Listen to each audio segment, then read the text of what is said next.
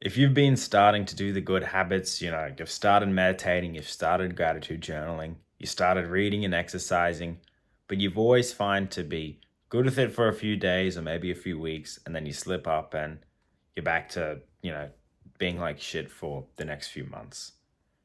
And, consistency is the biggest thing you struggle with. This video is for you. I I'll be honest, I have had many struggles with consistency.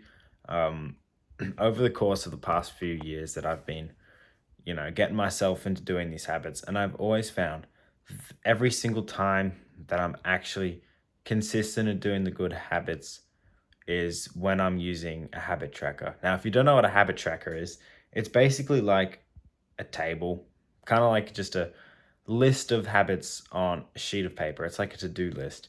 And at the very top of this page, you write down all the habits that you want to do. You write down, meditation, gratitude, reading, and exercising. So you got those four habits there. And then underneath those, you just draw a bunch of boxes all the way down the pages, or you just draw lines for columns.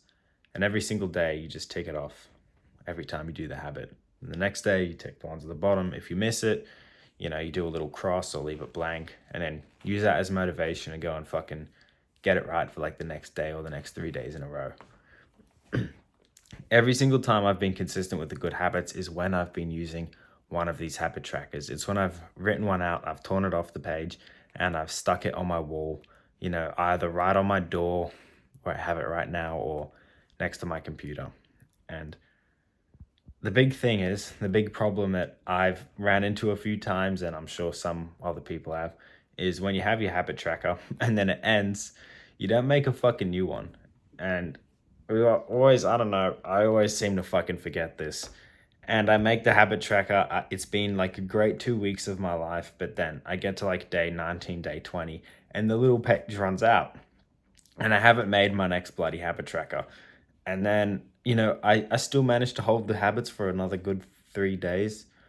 And then after that, it just falls to shit. I'm like, oh my God, it's been another month down the drain of 2026. Great. So I think the key is to make your habit tracker, but then make sure that you have the next one ready before it ends. Otherwise, you're probably going to fall into the same stupid cycle that I have fallen into many, many times. And then if there's a better way you can do it, if you are cool with doing a habit tracker online and you don't forget about it and it doesn't somehow lead you to having too much screen time, then sure, keep doing that. Keep the habit tracker online. But for me, I love having it on paper. It just works a lot better at, in terms of getting consistent with the habits.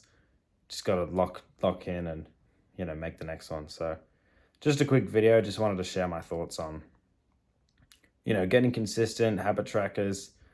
Habit trackers are fucking amazing. So definitely make one if you haven't already.